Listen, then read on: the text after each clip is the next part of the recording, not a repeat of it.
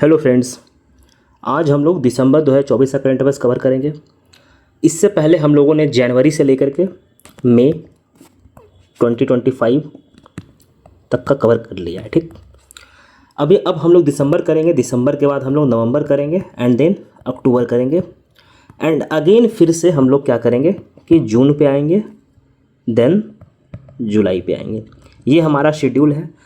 जून तक का current affairs आपको मंथ एंड तो छोड़िए, ये मंथ 10 दिन, मतलब 10 दिन तो बहुत ज़्यादा है। आपको विदिन 7 डेज जून तक का कवर हो जाएगा। मतलब इधर से नवंबर, अक्टूबर एंड जून, 7 से 8 दिन में आपका 3 मंथ का कवर हो जाएगा। जुलाई का फर्स्ट वीक ऑफ अगस्त में जुलाई का कवर हो जाएगा। और जो अगस्त का करंट अफेयर्स बचेगा, वो मैं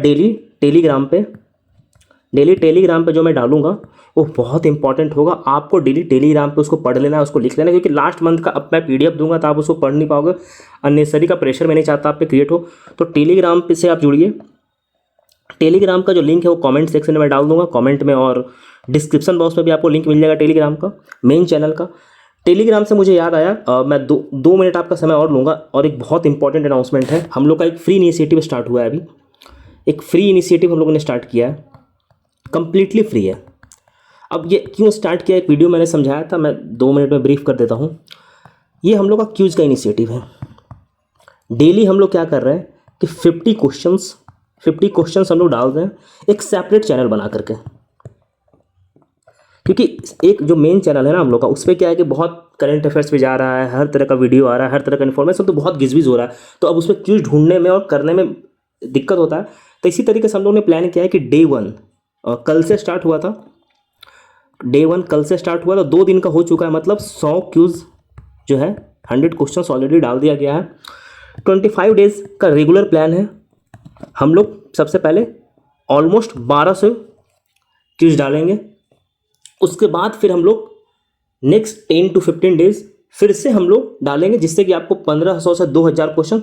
अब देखिए, आप जब 2000 क्वेश्चन, आप एक बार, जो भी लोग नए हैं, जो लोग मुझे नहीं जानते हैं, जो नए हैं, आप एक बार जा करके क्यूज अटेम्प्ट जरूर कीजिएगा। क्योंकि जो जानते हैं मुझे, उनको वो तो अटेम्प्ट करा, उसको पता है कि क्वालिटी कंटेंट वो सब जानता है, तो वो उस पर डिस्कशन नहीं है। बट जो लोग नए हैं, आप एक बार जा करके जरूर अटेम्प्ट कीजिएगा, क्वेश्चन अटेम्प्ट जरूर कीजिएगा। आपको हर एक question, I am betting every question, हर क्वेश्चन जो है ना वर्थ इट है। आपका एग्जाम में दिख सकता है क्वेश्चन वहाँ से, तो इसलिए हर क्वेश्चन आपको बनाना बहुत इंपॉर्टेंट है वहाँ से, एवरी क्वेश्चन। इसलिए मैं कह रहा हूँ, और ये क्यूज इनिशिएटिव से जरूर जुड़िए। ठीक, आप मार्केट का जो फालतू बुकलेट है, आप खरीद के पैसे बर्बाद करके कोई मतलब नहीं। वैसे क्वेश्चन अटेम्प्ट करके कर लो, कोई आना जाना है नहीं। क्योंकि आपको देखिए, लास्ट ईयर जब हुआ था एग्जाम, 70th में अलग पैटर्न था, कुछ भी क्वेश्चन पूछा था बीपीएससी ने, कहीं कुछ नहीं मिला। 69 में सेम था। तो हम लोग का टारगेट ये नहीं कि हम लोग क्वेश्चन लगाएं, हम लोग क्या करते हैं कि बेसिक कवर करते हैं। बेसिक्स हम लोग क्या करते हैं ना कि बेसिक्स कवर करते हैं, बेसिक्स। और इसका क्यों हम लोग ये क्यूज़ वाला, मैं 30 सेकेंड और लेता हूँ। अभी करंट का स्टार्ट था, लेकिन अब माइंड में आ गया क्यूज़ वाला, मैं इसको कवर कर दे रहा हूँ। हम लोग क्यों बेसिक्स कवर करते हैं, हम लोग बेसिक्स, अगर आप बेसिक्स कवर कर लीजिएगा तो इससे क्या होगा, आपका रिवीजन हम लोग करवाते हैं। ये क्यूज के थ्रू हम लोग रिवीजन करवा रहे हैं। हमारा मेन पर्पस आपका रिवीजन करवाना है, मल्टीपल रिवीजन आप करोगे, जिससे कि आपको बहुत चीज़ें याद हो जाएगा। और बाकी हम लोग मैराथन क्लास लाने का प्लान कर ही रहे हैं, तो वो भी कुछ दिन में स्टार्ट हो जाएगा। तो चलिए हम लोग स्टार्ट करते हैं लेक्चर।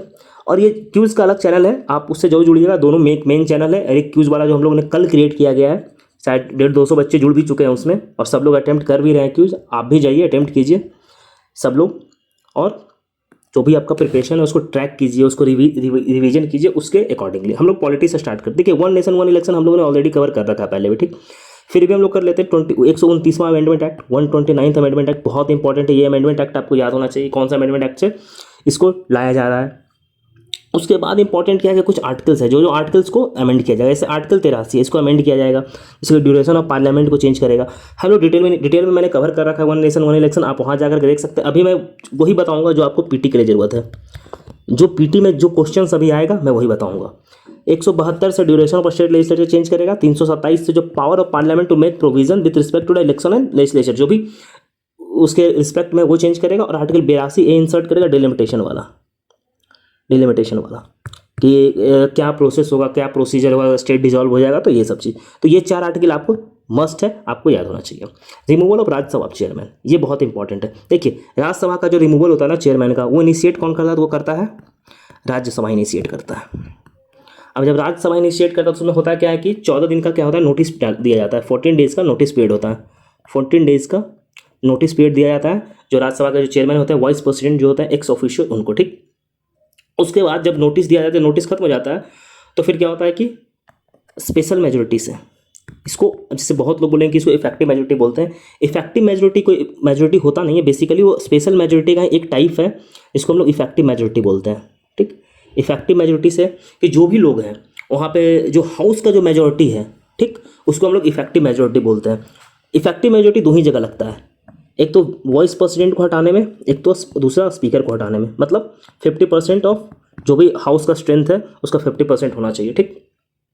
दूसरा, अब राज्यसभा का जो जो चेयरमैन है उसको हटाने के लिए अब वहाँ से तो 50% आपको चाहिए राज्यसभा में, लेकिन लोकसभा को एग्री करना चाहिए। एग्री इन द सेंस की सिंपल मेजोरिटी, मतलब जो प्रेजेंट एंड वोटिंग होता है वो वाला, बस। और ये इनिशिएट होगा राज्यसभा में, ये ध्यान रखिए, बहुत इंपॉर्टेंट है। इनिशिएट होगा हमेशा राज्यसभा में, ये ध्यान रखिएगा। आगे हम लोग बढ़ते हैं, वन लाइनर हम लोग देखते हैं। जैसे देखिए अभी हाल फिलहाल में ही जो सुप्रीम कोर्ट के रिटायर्ड जज हैं जस्टिस वी रामासुब्रमण्यम, उनको नेशनल ह्यूमन कमीशन का चेयरमैन बना दिया गया है। नेशनल ह्यूमन राइट कमीशन का चेयरमैन किनको बनाया गया है? तो जस्टिस वी रामासुब्रमण्यम को, ठीक। आगे हम लोग देखते हैं कि हिमाचल प्रदेश के चीफ जस्टिस किसको बनाया गया है? तो जस्टिस गुरमीत सिंह सांडेवाला को, जस्टिस गुरमीत सिंह सांडेवाला को बनाया गया है। क्या बनाया गया है? तो हिमाचल प्रदेश का चीफ जस्टिस बनाया गया है। ये आप ध्यान रखिए, इस टाइप का क्वेश्चन बीपीएससी पूछता है, फेवरेट है उसका। जस्टिस नरेंद्र जी को बनाया गया चीफ जस्टिस ऑफ उत्तराखंड।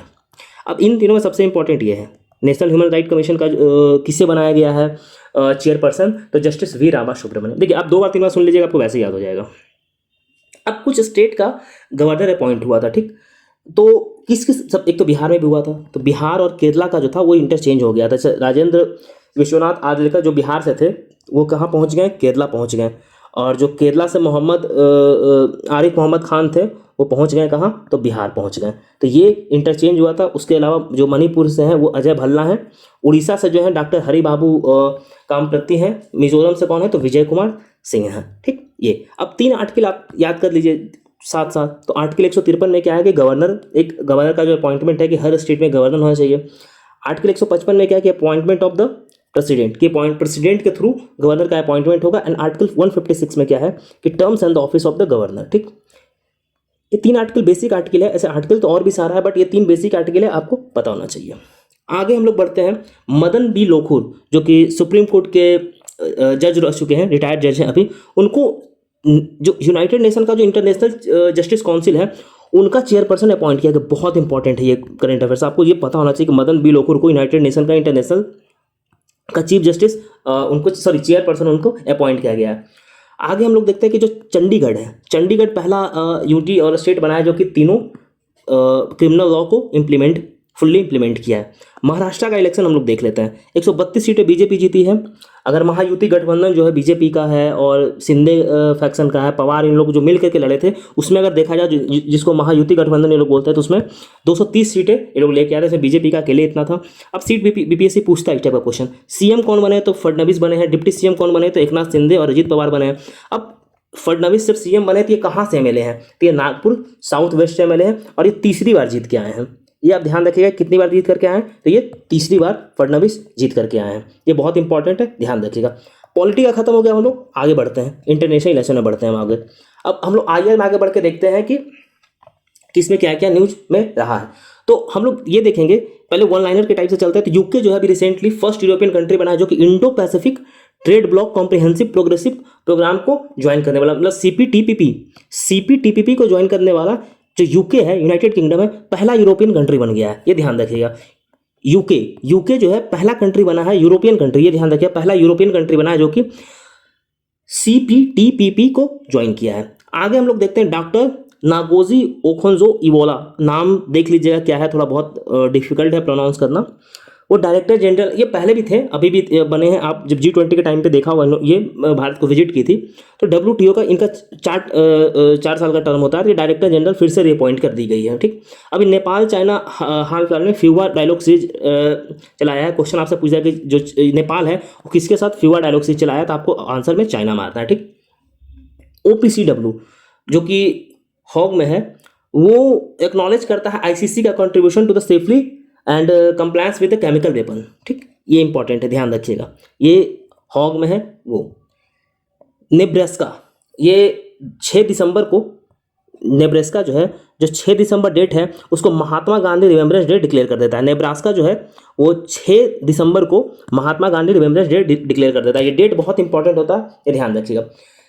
निम्बोतो नदीत्वा, ये नामीबिया की पहली फीमेल प्रेसिडेंट बनी। ये शायद हम लोग कवर भी किए हैं। अभी UN जनरल जो है, अभी यूनाइटेड नेशन का जो सेक्रेटरी जनरल है, अब ये कौन है, ये आप कमेंट में बताइए। कमेंट कीजिए कि कौन है, देखते हैं आपको याद है कि नहीं, जो लोग भी लेक्चर देख रहे हैं।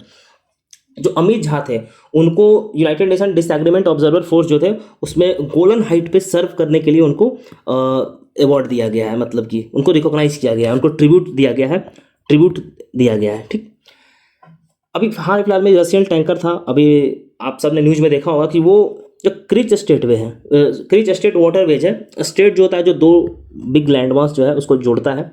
एंड तो बेसिकली ब्लैक सी और सी ऑफ एजोव, इधर ब्लैक सी है, सॉरी 2 सी मास को एक नैरो, ये मान लीजिए कि सी है, ठीक, ये सी, तो एक छोटा सा नैरो वाटरवेज होता है उसको जोड़ता है। तो वहीं पे जो रशियन टैंकर था ना, वो उससे पानी वो लीकेज हो गया था उसमें किसी तरीके से, और वहाँ पे पूरा ऑयल हो गया था, मतलब पूरा तेल वेल यही क्रीज पे आ गया था, क्रीज स्टेट पे, जो क्रीज स्टेट है, ठीक, वाटरवेज है। तो ये ध्यान रखिएगा, ये पूछ देगा क्रीज वाटर स्टेट कहाँ है, तो Black Sea and Sea of Azov के बीच में है। अगर पूछे कि किस कंट्री का हुआ था, तो आपको बताना है कि रशिया का हुआ था। ये भी इंपॉर्टेंट है, किस कंट्री का हुआ था, तो रशिया का हुआ था। अभी हम लोग PM ऑफ आइसलैंड देख लेते हैं। तो क्रिस्टुम फोस्टोडितो, ये फीमेल है, ये इंपॉर्टेंट है क्योंकि आइसलैंड में जितने भी कैबिनेट है ना सब फीमेल है, ठीक, तो इसलिए ये इंपॉर्टेंट है, ध्यान रखिएगा। फ्रांस का प्राइम मिनिस्टर देखिए तो फ्रांसिको बायूरो, नाम देख लीजिएगा, नाम ही अजीब सारा इस औरत है। प्रेसिडेंट ऑफ घाना कौन है, तो जॉन द्रमानी महामा, ये देख लीजिएगा। ट्रंप नॉमिनेट्स इंडियन अमेरिकन, कस पटेल को FBI डायरेक्टर नॉमिनेट किया गया है, बहुत न्यूज़ में थे, आप लोग सबने देखा ही होगा। वर्ल्ड मैरीटाइम टेक्नोलॉजी कॉन्फ्रेंस कहाँ हुआ था, चेन्नई में हुआ था। UNGA 21 दिसंबर 21 को डिक्लेयर क्या कर दिया, तो वर्ल्ड मेडिटेशन डे डिक्लेयर किया, बहुत इंपॉर्टेंट है, इसको VVI लगाइए, एक सेकेंड, इसको VVI लगाइए कि जो 21 दिसंबर को UNGA है वो वर्ल्ड मेडिटेशन डे डिक्लेयर कर दिया गया है, ठीक, डिक्लेयर किया है, बहुत इंपॉर्टेंट है। अभी इंडिया को हाल फिलहाल में जो UN कमीशन का नारकोटिक है उसका चेयरमैन चुना गया है, ये भी इंपॉर्टेंट है, ध्यान रखिएगा। उससे ज़्यादा इंपॉर्टेंट मेडिटेशन वाला है, बहुत, मुझे लग रहा है पूछ देगा। अभी मोस्ट फेवर्ड नेशन का जो स्टेटस है इंडिया का कौन सस्पेंड किया था, स्विट्जरलैंड किया, VVI लगाइए, इसको भी पूछ देगा। असम के जो चीफ मिनिस्टर हेमंत बिस्वा शर्मा, वो हाल फिलहाल में जो भूटान का जो 117वां नेशनल सेलिब्रेशन डे है 17 दिसंबर को था, वहाँ पे पार्टिसिपेट किए थे। क्वेश्चन आपसे पूछ दिया कि भूटान कौन गया था, जो भूटान का जो नेशनल डे होता है उसमें पार्टिसिपेट करने किस स्टेट का CM गया था, तो बेसिकली उसमें सिक्किम ऑप्शन रहेगा, तो बहुत लोग सिक्किम ही सोचेंगे, लेकिन आपको ध्यान रखना है कि असम के हैं हेमंत बिस्वा शर्मा, ठीक। मोल्डोवो जो है ये ऑफिशियली 105वां मेंबर बन गया है ISA का, ध्यान रखिएगा। जो मोल्डोवो है वो ISA का 105वां मेंबर बन गया है, बहुत इंपॉर्टेंट है। मोदी जी 43 साल के बाद कुवैत गए थे, ठीक, तो कुवैत गए, तो जब गए कुवैत तो कुछ तो होना चाहिए, तो मोदी जी को वहाँ ऑर्डर ऑफ मुबारक अल कबीर मिलता है, जो कि कुवैत का हाईएस्ट डिग्री है, highest degree in the sense कि हाईएस्ट ऑनर है कुवैत का, ठीक। इंडिया को रिएलेक्ट किया गया है UN पीस कीपिंग मिशन 2025-26 में, ठीक। अब हम लोग रिपोर्ट एंड इंडिसेस देखते हैं। देखिए रिपोर्ट एंड इंडिसेस बहुत इंपॉर्टेंट है, ठीक, मैं पहले बताता हूँ, रिपोर्ट एंड इंडिसेस बहुत इंपॉर्टेंट है। यहाँ से आप मान के चलिए कि 2 से 3 क्वेश्चंस आने के हाई प्रोबेबिलिटी हैं, क्योंकि हम लोग इसमें क्या किए हैं कि बिहार का भी इंक्लूड किए हैं, ठीक। रिपोर्ट एंड इंडिसेस में हम लोग बिहार का भी इंक्लूड किए हैं, बिहार फॉरेस्ट कवर भी इंक्लूड किए हैं, तो that's why it is very important to cover it, ठीक। अब हम लोग आगे देखते हैं, तो ये निकालता कौन है, तो निकालते हैं मिनिस्ट्री ऑफ इन्वायरमेंट, ठीक। अब ये हर 2 साल पर निकलता है, इससे पहले 21 में आया था, ये 2023 का रिपोर्ट है, ये 18वां रिपोर्ट है, आपको सब पता होना चाहिए। Total forest and tree cover अगर देखा जाए तो total forest and tree cover कितना परसेंट है, तो 25.17% है कंट्री का। अगर इसको एरिया में देखा जाए तो इकाई दहाई सैकड़ा हज़ार 10,000 लाख 8,27,357 स्क्वायर किलोमीटर है ये, ठीक। अगर एरिया वाइज हम लोग देखें तो अगर उसी में हम लोग फॉरेस्ट कवर सिर्फ देखें कि सिर्फ फॉरेस्ट कवर कितना है तो 7,15,343 है, जो कि 21.76% है। अगर वहीं हम लोग ट्री कवर अगर देखते हैं तो ट्री कवर कितना है तो 1,12,014 स्क्वायर किलोमीटर है, जो कि 3.41% है, ठीक। आगे हम लोग बढ़ते हैं कि बढ़ा कितना है, तो बढ़ा है 1,445 स्क्वायर किलोमीटर बढ़ा है, जिसमें कि फॉरेस्ट कवर अगर देखें तो 156 किलोमीटर फॉरेस्ट कवर इंक्रीज हुआ है देश में। और ट्री कवर कितना इंक्रीज हुआ है, तो ट्री कवर इंक्रीज हुआ है 1289। अब हम लोग आगे देखते हैं, अगर हम लोग ये देखें कि एरिया वाइज सबसे ज़्यादा फॉरेस्ट एंड ट्री कवर कहाँ है, तो सबसे ज़्यादा tree cover Maharashtra, sorry Madhya Pradesh में, उसके बाद अरुणाचल प्रदेश, फिर महाराष्ट्र। आपको ये ऑर्डर पता होना चाहिए। अगर हम लोग area wise largest forest cover देखते हैं, ये तो था कि फॉरेस्ट, इसमें क्या था, इसमें था फॉरेस्ट एंड ट्री दोनों था, इसमें फॉरेस्ट एंड ट्री दोनों था, इसमें तो फॉरेस्ट एंड ट्री दोनों था। अब हम लोग यहाँ पे देखते हैं कि सिर्फ फॉरेस्ट में, तो सिर्फ फॉरेस्ट में कौन है, तो सिर्फ फॉरेस्ट में कौन है, तो मध्य प्रदेश है, फिर से अरुणाचल प्रदेश है, लेकिन थर्ड पे कौन है, तो छत्तीसगढ़ है, महाराष्ट्र नहीं है, ठीक। ये ध्यान रखिएगा। अगर हम लोग ट्री कवर का देखें तो ट्री कवर में सबसे ज़्यादा कहाँ है, तो महाराष्ट्र में, मध्य प्रदेश में नहीं है। ट्री कवर अगर हम लोग देखें तो सबसे ज़्यादा कहाँ है, महाराष्ट्र में, फिर राजस्थान, फिर यूपी, ठीक। अगर हम लोग परसेंटेज वाइज फॉरेस्ट देखते हैं कि परसेंटेज वाइज फॉरेस्ट कवर कहाँ है, तो सबसे ज़्यादा परसेंटेज वाइज फॉरेस्ट कहाँ है, तो सबसे ज़्यादा कहाँ है, तो लक्षद्वीप में सबसे ज़्यादा है, सबसे ज़्यादा लक्षद्वीप में है, फिर मिजोरम में है, फिर अंडमान एंड निकोबार में, ठीक। ये बहुत इंपॉर्टेंट है, परसेंटेज वाइज आपको भी पता होना चाहिए। और अगर परसेंटेज वाइज हम लोग ट्री कवर देखें तो ट्री कवर परसेंटेज वाइज सबसे ज़्यादा कहाँ है, ये है चंडीगढ़ में, फिर दिल्ली में। छोटा छोटा ये सब स्टेट है ना, जहाँ परसेंटेज वाइज अगर देखेंगे एरिया वाइज तो सबसे ज़्यादा होगा परसेंटेज वाइज में। अब देखिए हम लोग, अब ये हम लोग देखते हैं कि मैक्सिमम इंक्रीज कहाँ गया हुआ है, फॉरेस्ट एंड ट्री कवर मिला करके अगर हम लोग देखें कि सबसे ज़्यादा इंक्रीज कहाँ हुआ है, तो ये हुआ है छत्तीसगढ़ में। बहुत इंपॉर्टेंट है कि छत्तीसगढ़ में सबसे ज़्यादा इंक्रीज हुआ है। उसके बाद इंक्रीज कहाँ हुआ है, तो उसका उत्तर प्रदेश में इंक्रीज हुआ है, बहुत इंपॉर्टेंट है। फिर कहाँ हुआ है, तो उड़ीसा में हुआ है। सबसे ज़्यादा छत्तीसगढ़ में इंक्रीज हुआ है, फिर उत्तर प्रदेश, फिर उड़ीसा। अगर हम लोग सिर्फ फॉरेस्ट कवर देखें कि सिर्फ फॉरेस्ट कवर कहाँ इंक्रीज हुआ है, तो सिर्फ फॉरेस्ट कवर कहाँ इंक्रीज हुआ है, तो ये मिजोरम में हुआ है, ठीक। उसका गुजरात में हुआ है और ये फिर उड़ीसा में हुआ है, ठीक। अगर हम लोग देखते हैं कि ठीक है, अब ये तो हम लोग देखते हैं कि इंक्रीज क्या हुआ था, अब कहीं तो डिक्रीज भी हुआ होगा। तो डिक्रीज सबसे ज़्यादा forest cover and tree cover कहाँ हुआ, तो ये एमपी में हुआ, जहाँ सबसे ज़्यादा है वहीं डिक्रीज भी सबसे ज़्यादा होगा। उसके बाद कर्नाटक में सबसे ज़्यादा डिक्रीज हुआ है, फिर लद्दाख में हुआ है, फिर नागालैंड में हुआ है, ठीक। अब देखिए एक चीज़ हम आपको बताना चाह रहे हैं, इसमें बहुत फैक्ट है, ठीक। तो फैक्ट है तो आपको क्या करना है, इसको 4-5 बार सुन लेना है, 4-5 बार सुनते चलना है, इसको अपने मन से लिखते चलिए, सुनते चलिए, लिखते चलिए, याद हो जाएगा। अब हम लोग आगे देखते हैं कि मैनग्रोव का कवर सबसे ज़्यादा कहाँ है, सबसे ज़्यादा कवर कहाँ है, तो ये वेस्ट बंगाल में है, ठीक। उससे भी ज़्यादा इंपॉर्टेंट कि टोटल मैनग्रोव है कितना, तो टोटल मैनग्रोव कितना है, तो 4,991.68, तो 68 ना भी याद रहे चलेगा, मतलब 4,991 स्क्वायर किलोमीटर है, जो कि पूरे देश का 0.15% में फैला हुआ है। आगे हम लोग देखते हैं कि गुजरात और अंडमान निकोबार को छोड़ करके सारा स्टेट में इंक्रीज हुआ है मैनग्रोव। गुजरात और अगर अंडमान एंड निकोबार को छोड़ दें, इसका मतलब क्या कि इन दोनों जगह घटा होगा, तो छोड़ दें तो सब जगह इंक्रीज हुआ है, ठीक। ये एक बहुत इंपॉर्टेंट डेटा था जो हम लोग IFSR रिपोर्ट से उठाए हैं हम, कि इंडिया का जो कार्बन स्टॉक है वो कितना है, तो वो है 30.43 बिलियन टन। ये बहुत इंपॉर्टेंट है। सबसे ज़्यादा बैम्बू बियरिंग एरिया कहाँ है, ये भी IFSR रिपोर्ट से उठाया है, मिलेगा नहीं आपको, अब इसको कॉपी करके भलो कोई डाल देगा। मध्य प्रदेश में है, ठीक। 19 स्टेट और यूटी मिला करके अगर देखा जाए तो 33% जोग्राफिकल एरिया जो है उसका फॉरेस्ट कवर में है, मतलब 19 स्टेट एंड यूटी का 33% एरिया जोग्राफिकल एरिया जो है वो फॉरेस्ट कवर में है, ठीक। इसमें से 8 यूटी जो मिजोरम हो गया, लद्दाख हो गया, अंडमान एंड निकोबार हो गया, अरुणाचल प्रदेश हो गया, नागालैंड, मेघालय, त्रिपुरा, मणिपुर, उसका 75% एरिया उसके अंदर में आता है, ठीक। अब हम लोग बिहार स्पेसिफिक देखते हैं कि बिहार का स्थिति क्या है। देखिए बिहार का अगर फॉरेस्ट सर्वे आपको समझना है ना, तो आप कुछ मत कीजिए, बिहार का मैप को ध्यान में रखिए। बिहार का जब मैप आप ध्यान रखें तो आपको क्या ध्यान आ रहा है कि बिहार में फॉरेस्ट कहाँ कहाँ आपको दिख रहा है। इधर वेस्ट चंपारण में थोड़ा सा दिख रहा है, इधर थोड़ा वेस्ट चंपारण में दिख रहा है, इधर थोड़ा सा कैमूर रोहतास में दिख रहा है, अब इधर थोड़ा सा गया में, इधर नवादा का जो बॉर्डर इधर यहाँ मुंगेर जमुई इधर दिख रहा है। यही इतना एरिया में आपको दिख रहा है, ठीक। यही इतना एरिया में आपको दिख रहा है बिहार में फॉरेस्ट, यही एरिया में दिख रहा है ना। यही सब देखिए हल्का फल्का छुटपुट इधर है। तो अगर क्वेश्चन आता है तो आपको ऑप्शन हमेशा यही सब में से कोई एक होगा, यही जो 4-5 डिस्ट्रिक्ट है यही सब में होगा ना, यही सब में से होगा अगर क्वेश्चन आता है तो, ठीक। चलिए तो हम लोग आगे बढ़ते हैं। जो बिहार का, अब हम लोग बिहार को पहले देखते हैं कि 3 पार्ट में बांटते हैं, ठीक। पहला कि very dense forest, moderate dense forest and open forest, ठीक। तो वेरी डेंस फॉरेस्ट में बिहार का जो एरिया है वो कितना है, तो बिहार का जो एरिया वेरी डेंस फॉरेस्ट में वो है 387 स्क्वायर किलोमीटर। अगर हम लोग वहीं अगर मीडियम डेंस फॉरेस्ट देखें तो वो है 3,284 स्क्वायर किलोमीटर, और अगर हम लोग वहीं ओपन फॉरेस्ट देखें तो 3,861 स्क्वायर किलोमीटर है। टोटल अगर हम लोग देखते हैं तो टोटल है 532 स्क्वायर किलोमीटर। वही अगर परसेंटेज में देखें तो ये 8% है बिहार के टोटल एरिया का, 8% है। ये बहुत इंपॉर्टेंट डेटा है, आपको ये याद होना चाहिए। 8% ये बहुत इंपॉर्टेंट डेटा है। आपको अगर ये ना भी याद है तो चलेगा, लेकिन ये अगर नहीं भी याद है तो चलेगा, लेकिन आपको ये डेटा 8% आपको याद होना चाहिए। परसेंटेज पूछने का ज़्यादा चांस होता है, इसे याद आपको ये भी करना है। लेकिन मैं कह रहा हूँ अगर याद ना हो तब आपको ये याद रखना। अब उससे भी ज़्यादा इंपॉर्टेंट डेटा ये क्या है कि मैक्सिमम फॉरेस्ट कवर किस डिस्ट्रिक्ट में बिहार का है। सबसे ज़्यादा फॉरेस्ट कवर बिहार का किस डिस्ट्रिक्ट में है, तो वह है कैमूर में। ठीक, उसके बाद कहाँ है तो वेस्ट चंपारण में है, फिर कहाँ है तो जमुई में है, रोहतास में है, फिर गया में है। आपको 5 डिस्ट्रिक्ट का नाम याद रखना है, असेंडिंग डिसेंडिंग दे देगा। अगर हम लोग परसेंटेज वाइज देखते हैं तो सबसे ज़्यादा एरिया कहाँ है, कैमूर में है। उसके बाद देखिए बदल जाएगा, फिर जमुई में आ जाएगा, फिर मुंगेर में आ जाएगा, फिर नवादा में हो जाएगा, फिर रोहतास में आ जाएगा। एरिया वाइज क्या था तो कैमूर, वेस्ट चंपारण, जमुई, रोहतास गया था। लेकिन अगर जैसे हम लोग परसेंटेज वाइज देखते हैं तो कैमूर के बाद सीधा जमुई आ जाता है, फिर मुंगेर आ जाता है, फिर नवादा आ जाता है, फिर रोहतास आ जाता है। ठीक, आगे हम लोग बढ़ते हैं कि सबसे ज़्यादा डेंस फॉरेस्ट कहाँ है। अगर हम लोग डेंस फॉरेस्ट देखें सबसे ज़्यादा कहाँ है तो यह है वेस्ट चंपारण में, उसके बाद मुंगेर में, फिर जमुई में। अगर हम लोग वहीं देखते हैं कि मॉडरेटली डेंस फॉरेस्ट कहाँ है तो हम लोग ये देखते हैं कि वेस्ट चंपारण में, कैमूर में, जमुई में। अगर हम वहीं ओपन फॉरेस्ट देखते हैं तो ओपन फॉरेस्ट कहाँ है, कैमूर में, रोहतास में और गया में। अब आप ये समझिए कि वेरी डेंस फॉरेस्ट और moderately dense forest west Champaran में क्यों है, क्योंकि यहाँ पे वाल्मीकि टाइगर रिजर्व है।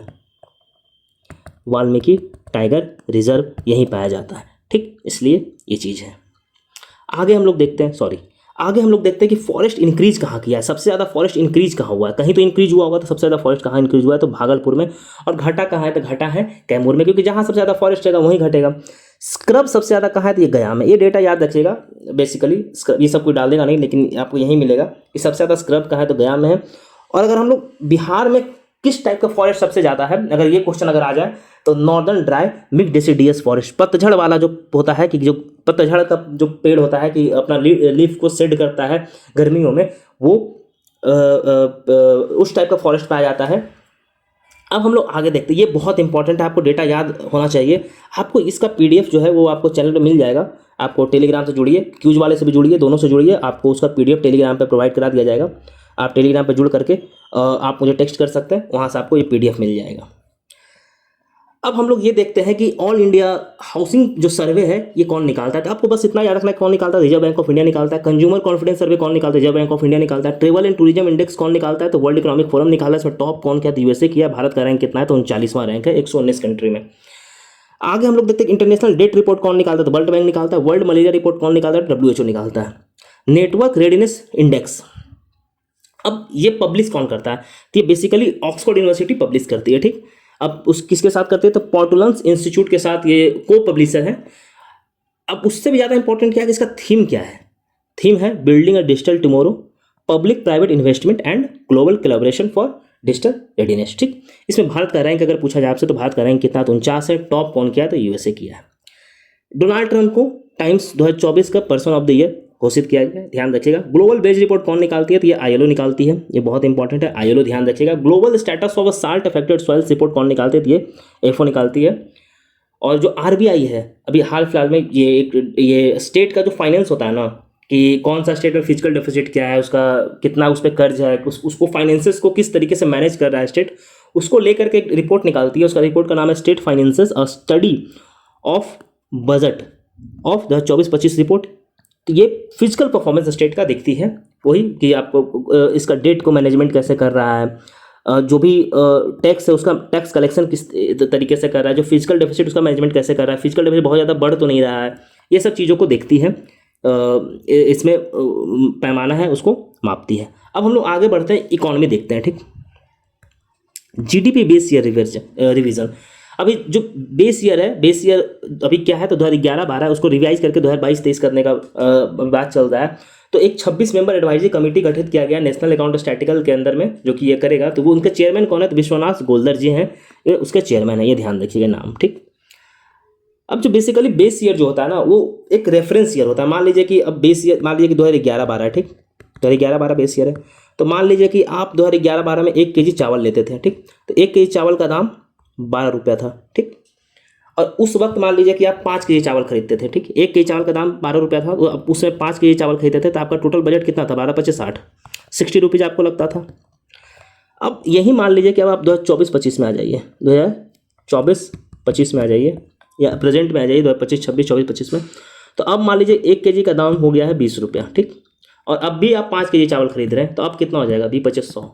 आप देख रहे हैं अगर हम लोग 20 ईयर से देखें तो 20 ईयर से कितना इन्फ्लेशन हुआ है, 40 रुपीज़ का इन्फ्लेशन हुआ है ना। तो इसी चीज़ को बताता है 20 ईयर, ठीक। इसी चीज़ को कि रियल प्राइस, जो 20 ईयर होता है ना रियल प्राइस, और ये जो बताता है ये नॉमिनल प्राइस। तो यही 40 रुपीज़ का जो डिफरेंस होता है ना, यही 20 ईयर से आपको प्राइस, लेकिन रियल प्राइस क्या है, नॉमिनल प्राइस क्या है, क्योंकि 100 रुपीज़ तो अल्टीमेटली तो प्राइस तो 12 रुपीज़ ही है। ये तो इन्फ्लेशन है ना, कि जो 8 रुपये बढ़ करके इन्फ्लेशन हो गया है, ठीक। तो यही होता है, ठीक। अब जीडीपी मापने का डिफरेंट मेथड होता है। एक होता है प्रोडक्शन मेथड, दूसरा होता है एक्सपेंडिचर मेथड, और तीसरा होता है इनकम अप्रोच की इनकम मेथड क्या है। अब प्रोडक्शन मेथड में क्या है कि जितना भी ग्रॉस वैल्यू एडेड हो रहा है, प्रोडक्शन हो रहा है इकोनॉमी में, सबको जोड़ देते हैं, ठीक। जो भी आउटपुट हो रहा है, जितना भी ग्रॉस वैल्यू एडेड है, सबको जोड़ देते हैं। एक्सपेंडिचर में कि जो भी एक्सपेंडिचर कर रहा है, मान लीजिए कि गवर्नमेंट कुछ एक्सपेंडिचर कर रही है, प्राइवेट फर्म्स कुछ एक्सपेंडिचर कर रही है, जो एक हम लोग जो कुछ एक्सपेंडिचर कर रहे हैं, कुछ हम लोग इंपोर्ट एक्सपोर्ट कर रहे हैं, तो जितना भी एक्सपेंडिचर हम लोग का हो रहा है सबको जोड़ करके जीडीपी निकाला जाता है। उसी तरीके से इनकम मेथड की जितना जो इनकम है, जैसे कि मान लीजिए कि लेबर है उसको वेज मिल रहा होगा, मान लीजिए कोई बिजनेस में है तो वो प्रॉफिट अर्न कर रहा होगा, ठीक। कुछ इन्वेस्टमेंट है तो उस पर इंटरेस्ट आ रहा होगा, टैक्स होगा, तो सबको मिला करके ये सब इनकम ही तो है। तो ये सब इनकम को मिला करके जो जीडीपी निकलता है ना, उसको इनकम मेथड के थ्रू हम लोग जीडीपी में कैलकुलेट करते हैं, ठीक। ये कभी और भी हम लोग चर्चा करेंगे इस पर डिटेल में जीडीपी। अभी हम लोग करंट अफेयर्स कर रहे हैं, तो मैंने बस आपको ब्रीफली बता देना चाहा कि आप एक ब्रीफ आइडिया आप रखिए कि किस तरीके से होता है। Index for 8 core industry. अब देखिए एक इसका ये निकालता कौन है, सबसे पहले हम ये देखते हैं कि निकालता कौन है। तो बेसिकली निकालता है जो ministry of economic adviser commerce and industry, इसको निकालता है। अब ये क्या है कि हर मंथ निकलता है, ठीक। तो आप हम इसमें सबसे ज़्यादा इंपॉर्टेंट क्या है ना कि आपको, ठीक है 3.8% बढ़ गया है, लेकिन इससे इंपॉर्टेंट ज़्यादा क्या है कि आपको कोल इंडस्ट्री पता होना चाहिए। तो इसमें कौन कौन सा आता है, coal, crude oil, natural gas, refinery products, fertiliser, steel, cement and electricity. आप ये देखिए कि सब कोल इंडस्ट्री है, कि इन सब का पे इन्फ्लेशन का क्या इंपैक्ट है। अब इसमें ये देखिए कि यहाँ पे कंज्यूमर प्रोडक्ट एक भी नहीं है जो डायरेक्टली कंज्यूम किया जाए उस तरीके से, सब है कि इंडस्ट्री को प्रोडक्शन में हेल्प करेगा। ये क्वेश्चन बीपीएससी क्या है ना 70th बीपीएससी में पूछा गया था, इस टाइप का क्वेश्चन, बहुत अच्छा क्वेश्चन था इसी को लेकर के, ठीक। अब इसमें क्या है कि इन सब का जो वेटेज होता है ना, जो इंडेक्स और इंडस्ट्रियल प्रोडक्शन होता है, उसमें कोल इंडस्ट्री का जो वेटेज होता है ना 40% होता है, ये ध्यान रखिएगा। 40.27% होता है कोल इंडस्ट्री का वेटेज। 8 कोल इंडस्ट्री है ना, इसका जो IIP निकलता है उसमें इसका 40% वेटेज होता है। ये बहुत इंपॉर्टेंट है, इसको ध्यान रखिएगा। ये मंथली पब्लिश किया जाता है, बेस ईयर वही 11-12 जो मैंने आपको समझाया। और अगर 25 का देखें तो 4.6% इसका था ग्रोथ रेट। नए आरबीआई गवर्नर कौन बने, तो संजय मल्होत्रा बने। ये 26वें गवर्नर है, ठीक, आरबीआई के। ये शशिकांत दास को रिप्लेस करेंगे, इनका टर्म 3 साल होगा। इंडिया साउथ अफ्रीका भी हाल फिलहाल में एक कोलिशन एग्रीमेंट साइन किया है, जो कि WTO के सामने प्रपोज किया है। बेसिकली वो है कि चाइना लेड इन्वेस्टमेंट जो फैसिलिटेशन है, जो डेट स्ट्रेटजी चाइना का होता है, उसको अपोज करेगा, ठीक। 55th goods and services council meeting कहाँ हुआ था, जैसलमेर राजस्थान में हुआ था। एशियन डेवलपमेंट बैंक है ADB जो है, वो भारत के साथ साइन किया है 98 मिलियन लोन एग्रीमेंट साइन किया हॉर्टिकल्चर के डेवलपमेंट के लिए, ध्यान रखिएगा। वहीं फिर से ADB जो साइन किया है 350 मिलियन का लोन, वो क्यों, तो वो किया है सब प्रोग्राम स्माइल प्रोग्राम के लिए, strengthening multi modal and integrated logistic ecosystem, जो लॉजिस्टिक इकोसिस्टम है उसको स्ट्रेंथन करने के लिए 350 मिलियन का एग्रीमेंट साइन किया ADB, ठीक। मूल्य hunter.ai ये कौन लॉन्च किया था, ये आरबीआई लॉन्च किया है। अभी HDFC बैंक जो है वो फर्स्ट डोमेस्टिक बैंक बना है जो कि एग्जीक्यूट करेगा gold forward deal from gift city, ठीक। ये ध्यान रखिए HDFC जो है वो पहला बैंक बन गया, डोमेस्टिक बैंक बना है जो कि gold forward deal gift city में एग्जीक्यूट करेगा। आगे हम लोग देखते हैं ministry of mines launch the first ever tranche of auction minerals. जैसे देखिए मान लीजिए ये सोर है, ठीक। तो जो ऑफशोर है ये सब ऑफशोर है एरिया है, तो इसमें जो भी मिनरल्स है उसका ऑक्शन के लिए ministry of mines first time ये स्टार्ट किया, ठीक। उत्तर प्रदेश पहला स्टेट बन गया है EGM को इम्प्लीमेंट करने वाला। हम लोग इन्वायरमेंट देखते हैं, आगे बढ़ते हैं।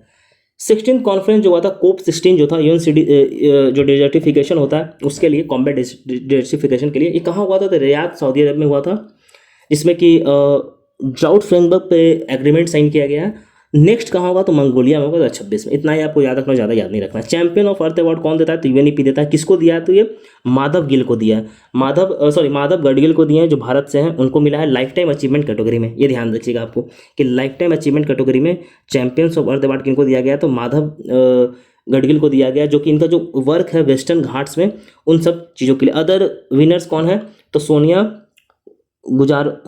गुआजाजरा, Amy Brown Scotlis, Gabriel Pound and Lu Qun and Skim. ये देख लीजिएगा नाम एक बार, उतना इंपॉर्टेंट नहीं है, लेकिन आपको ये माधव गडगिल जो है भारत से, इनका नाम आपको याद होना चाहिए, बहुत इंपॉर्टेंट है। आगे हम लोग देखते हैं कि भारत जो है वर्ल्ड का पहला ग्रीन स्टेल टैक्सोनॉमी लॉन्च किया है। देखिए first ever Gangetic dolphin tagging, ये एक्सरसाइज कहाँ हुआ है, तो ये असम में, वो इंपॉर्टेंट है, ध्यान रखिएगा। रातापानी वाइल्ड लाइफ सेंचुरी को 8th टाइगर रिजर्व डिक्लेयर किया गया, कहा था, तो मध्य प्रदेश का। और अगर हम भारत में देखें तो ये 57 टाइगर रिजर्व है, ठीक। चियोलोदो वोल्केनो इरप्ट हुआ है, ये बेसिकली कहाँ है, तो हवाई आइलैंड का है, ठीक। वन विहार नेशनल पार्क भोपाल एमपी में है, वो 2 एशियाटिक लायंस एक्सचेंज करेगा, किससे एक्सचेंज करेगा, तो जो गिर टाइगर रिजर्व है ना, वहाँ से उसको 2 एशियाटिक लाइन मिलेगा, वन विहार जो है, और वो 2 बंगाल टाइगर गुजरात भेजेगा, ठीक, ये ध्यान रखिएगा। 10th world Ayurveda Congress and Ayurveda expo कहाँ हुआ था, देहरादून में हुआ था। इसका थीम बहुत इंपॉर्टेंट थीम, ध्यान रखिएगा, इसका थीम क्या था, तो digital health and Ayurveda perspective इसका थीम था। 10th इंटरनेशनल फॉरेस्ट जो फेयर था, ये कहाँ हुआ था, तो भोपाल में हुआ था। इसका भी थीम आपको बहुत इंपॉर्टेंट है, याद रखना है, तो women empowerment through minor forest produce. क्या है इसका थीम, तो women empowerment through minor forest produce इसका थीम है। देवी अहिल्याबाई होलकर जो इंदौर में है, फर्स्ट एयरपोर्ट बनेगा जो कि जीरो वेस्ट एयरपोर्ट है, ठीक, ये ध्यान रखिएगा। और इसके आगे हम लोग देखते हैं कि जो ईगल नेस्ट बर्ड फेस्टिवल है कहाँ मनाया जाता है, तो अरुणाचल प्रदेश में मनाया जाता है, ठीक। अब हम लोग साइंस एंड टेक में चलते हैं, आगे बढ़ते हैं, साइंस एंड टेक वाला कैटेगरी देखते हैं कि जो देखिए अभी स्पेस डेक्स मिशन है, ये सबको पता है, तो डॉकिंग करने वाला भारत जो है 4था कंट्री बन गया, यूएस, रसिया, चाइना के बाद। SDX-01 और SDX-02 दोनों टारगेट है, डॉकिंग करेगा, स्पेस डॉकिंग। अब ये किससे करेगा, तो PSLV-660 जो रॉकेट है वो लेके जाएगा, उससे करेगा। क्रायोजेनिक इंजन क्या होता है, क्रायोजेनिक इंजन जो है वो बेसिकली एक लिक्विफाइड इंजन है, ठीक, जो कि -253 पे इसका फ्यूल को यूज होता है, जिसमें कि हाइड्रोजन और ऑक्सीजन को यूज करते हैं हम लोग। अब ये इंपॉर्टेंट है कि जो ऑक्सीजन है वो एज अ ऑक्सीडाइजर यूज होता है, ये बहुत इंपॉर्टेंट है, ये चीज़ आपको पता होगा कि जो ऑक्सीजन है ना वो एज अ ऑक्सीडाइजर यूज होता है, और जो लिक्विड हाइड्रोजन है वो एज अ फ्यूल यूज होता है। हाइड्रोजन जो है वो एज अ फ्यूल यूज होता है, हाइड्रोजन जो है वो एज अ फ्यूल यूज होता है, और ऑक्सीजन जो है एज अ ऑक्सीडाइजर यूज होता है। ये बहुत इंपॉर्टेंट है, ध्यान रखना है, ठीक। आविष्कार हाइपरलूप टीम जो कि IIT मद्रास का है, इन कोलैबोरेशन विद तूतर एक स्टार्टअप है, उसके साथ जो हाइपरलूप फास्ट ट्रैक है 410 मीटर का, फर्स्ट टाइम ये क्रिएट किया था, ये ध्यान रखिएगा। दोनों नाम याद रखिएगा, तूतर ही इसको बोलते हैं, पता नहीं क्या बोलते होंगे, देख लीजिएगा, जो भी नाम बोलते होंगे, नाम इज नॉट इंपॉर्टेंट, ऐसे TUTR। अब इसी को आपको दिमाग में वैसे ही रह जाएगा, नाम अजीब सा है तो, ठीक। अब India setup first diabetic biobank कहाँ, तो चेन्नई में। चाइना ओपन से फर्स्ट एटमॉस्फेरिक मॉनिटरिंग स्टेशन, तो अंटार्कटिका में। अब पूछ देगा कि फर्स्ट एटमॉस्फेरिक मॉनिटरिंग स्टेशन कौन सा कंट्री अभी अपना वाला लॉन्च किया है, तो ये कौन किया है, तो ये किया है चाइना भाई साहब ने, ठीक। आगे हम लोग बढ़ते हैं कि मर्बर्ग वायरस डिजीज जो है फिर से कहाँ आउटब्रेक हुआ है, तो ये रवांडा में हुआ, बहुत इंपॉर्टेंट है, आपको कंट्री का नाम याद रखना पड़ेगा। University of Bristol and UKAEA मिल करके वर्ल्ड का पहला कार्बन 14 डायमंड बैटरी बनाया है, जो कि सालों साल, हजारों साल तक क्या होगा कि खत्म ही नहीं होगा बैटरी है। तो फर्स्ट कार्बन 14 डायमंड बैटरी, ये कौन बनाया, तो university of Bristol and UKAEA मिल करके बनाया। इंडिया का पहला नेशनल हाईवे जो बायोविटामिन से बनेगा कहाँ है, तो नागपुर मानेसर बाईपास में है, ये बेसिकली NH-44 पे है। अगर ये क्वेश्चन बहुत इंपॉर्टेंट, इस टाइप क्वेश्चन BPSC पूछता है कि India's first national highway made with biovitamin, ठीक। अब बायोविटामिन है क्या, ये आप कमेंट कीजिए, बायोविटामिन है क्या, ये आप कमेंट कीजिए, कमेंट बताइए बायोविटामिन है क्या। ध्रुवा स्पेस, ये आप लोग और भी करंट अफेयर्स वीडियो मैंने ध्रुवा स्पेस के बारे में चर्चा किया है। ये बेसिकली लॉन्च किया अस्त्रवी, एक कमर्शियल सैटेलाइट है इमेजनरी सर्विस के लिए, ठीक। Anand technology limited become the first private Indian satellite operator to provide GSO communication satellite service. Anand technological limited company जो है वो भारत का पहला प्राइवेट सैटेलाइट कंपनी बन गया है, जो कि GSO communication satellite service provide करेगा, ठीक। ये इंपॉर्टेंट है, ध्यान रखिएगा। हम लोग डिफेंस एंड मिलिट्री साइड जल्दी जल्दी देख लेते हैं। अब देखिए डेजर्ट नाइट कहाँ होता है, तो किसके किसके बीच में होता है, तो आपको सबसे पहले दिया था किसके किसके बीच में होता है, इंडिया, फ्रांस और न्यूयॉर्क के बीच में होता है। हुआ कहाँ था, तो अरबियन सी में हुआ था। अग्नि वॉरियर किसके किसके बीच में होता है, तो ये बेसिकली इंडिया और सिंगापुर आर्म फोर्स के बीच में होता है। ये हुआ कहाँ था, तो महाराष्ट्र में होता। सिनलेक्स नाम से ही पता है कि श्रीलंका और इंडिया ही होगा, और ये कहाँ हुआ था, ईस्टर्न नेवल कमांड में होता। हरिमनु शक्ति, ये बेसिकली इंडिया और मलेशिया के बीच में हुआ था, और ये हुआ कहाँ था, तो मलेशिया में हुआ था, ये आप ध्यान रखिएगा। 11th edition of national maritime search and rescue exercise and workshop SEREX, ये कहाँ हुआ था, तो बेसिकली कोच्चि में हुआ था। ये कौन करता है, तो इंडियन कोस्ट गार्ड जो है, इंडियन कोस्ट गार्ड जो है वो एक्सरसाइज को कंडक्ट करते हैं, ध्यान रखिएगा। ज्वाइंट टेबल जो एक्सरसाइज है CINBAX, अब देखिए CIN से पकड़िए कंबोडिया, कंबोडियन आर्मी और भारत के बीच हुआ था, हुआ कहाँ था तो पुणे में हुआ था, ठीक। कंबोडिया इंडिया इस टाइप से पकड़िए, इसको पकड़ा जाएगा। सूर्य किरण, सूर्य किरण बेसिकली इंडिया नेपाल के बीच में होता है, ये ध्यान रखिएगा, ये इंपॉर्टेंट है। क्वेश्चन सूर्य किरण पे पूछा भी गया है, पूछा BPSC शायद पूछा था, आई थिंक 68 या 67 पे पूछा था एक बार, फिर से पूछ देगा आपसे, ठीक। ये कहाँ हुआ था तो बेसिकली नेपाल में हुआ था। आगे हम लोग बढ़ते हैं। इंडियन आर्मी जो है छत्रपति शिवाजी का एक स्टैचू है, वो जो लद्दाख का जो पोंगसोंग सो लेक है वहाँ पे इस्टेब्लिश किया है, अनजिल किया है, उद्घाटन किया है, ठीक। जो डिफेंस मिनिस्ट्री है लार्सन एंड टर्बो LNT के साथ प्रोक्योरमेंट करेगा K9 WST self procurement tracker artillery gun, जो आर्टिलरी गन्स होता है ना बड़ा बड़ा जैसे रखा रहता है गन, इस टाइप का देखा होगा, तो उस चीज़ को ये करेगा, ठीक।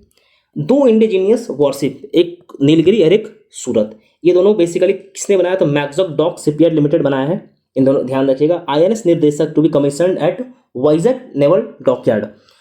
अब जो INS निर्देशक है ये दूसरा है, पहला कौन था तो INS संध्यावक था, ठीक।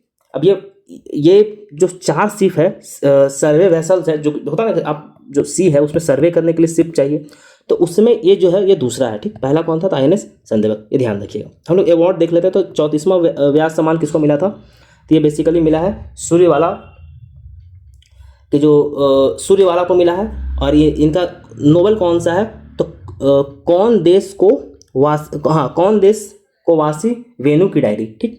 देख लीजिएगा कौन देता है तो KK बिरला फाउंडेशन देता है। साहित्य अकेडमी अवार्ड किसको मिला है तो हिंदी पोएट है गगन गिल, उनको मिला है, और इंग्लिश राइटर जो स्टेन केरी हैं उनको मिला है।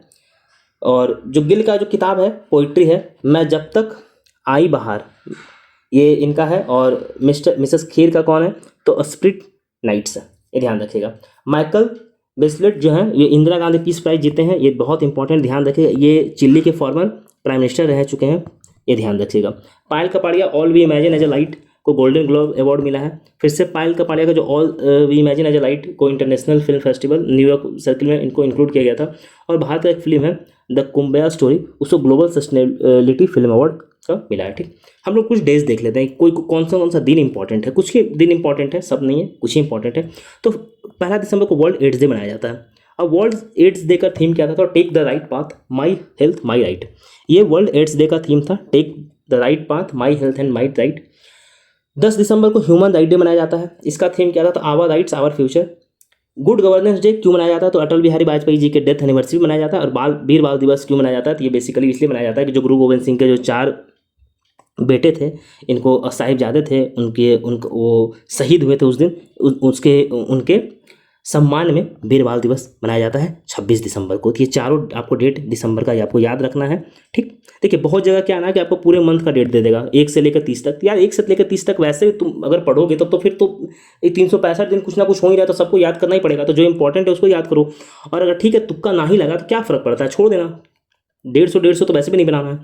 अब हम लोग कुछ मिसलेनियस में देख लेते हैं कि एक किताब है, ठीक, Tipu Sultan the Sega of Mysore इंट्रिगम, ये किसने लिखा तो विक्रम संपत ने लिखा। आप लोग में से मैक्सिमम लोगों ने विक्रम संपत का नाम सुना ही होगा। मोदी जी अभी हाल फिलहाल में एक वर्क रिलीज किए हैं, जो तमिल पोएट थे सुब्रमण्यम भारती का, उनका 143वां बर्थडे पे सुब्रमण्यम भारती जी का जो एक वर्क है उनको रिलीज किया है किसने तो मोदी जी ने, ठीक। Choke on full economics and society, ये बेसिकली किसने किताब लिखा है, ये अभिजीत बनर्जी ने लिखा है। अभिजीत बनर्जी के बारे में आप लोग सब जानते होंगे तो बताने का जरूरत नहीं है। Dalai Lama secret to happiness, ये किताब किसने लिखा है दिनेश सहारा ने लिखा है। Bring it on the incredible story of my life, एक दीपा मलिक ने लिखा है, एक पैरालंपियन है, आप सबको पता है।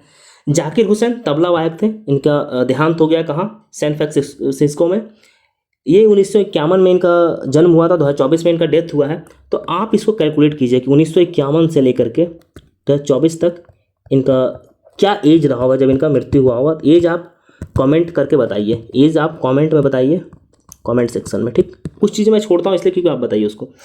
ICC के नए चेयरमैन कौन बने हैं तो जैसा बने हैं ये ग्रेग बार्सले को सक्सीड किया है, इनको रिप्लेस किया, बेसिकली ये न्यूजीलैंड के थे Greg Barclay. Kho kho federation Salman Khan को अपना ब्रांड एम्बेसडर बनाई है, ठीक। गोरखपुर देश का पहला first integrated waste management city cum learning centre वहाँ स्टैब्लिश किया जाएगा। इंडिया अभी फ्रांस के साथ पार्टनरशिप करके युगे युगिन भारत नेशनल म्यूजियम जो इंडिया का है उसको हर जगह फैलाएगा। ठीक, एक कल्चरल लैंडमार्क बनाने का प्लानिंग है। उबर जो है वो first water transport service launch, आपको पता है उबर जो है वो सर्विस लॉन्च करता है ये सब। तो उबर जो है ट्रांस वाटर सर्विस पहला लॉन्च किया कहाँ, तो डल लेक में, श्रीनगर में, जहाँ शिकारा होता है ना, तो उबर शिकारा करके लॉन्च किया है। जो डल लेक में जो उसको शिकारा बोलते हैं, आप सबको पता हो। गीता महोत्सव 2024 कहाँ हुआ था, तो ये कुरुक्षेत्र हरियाणा में होता है, ध्यान रखिएगा।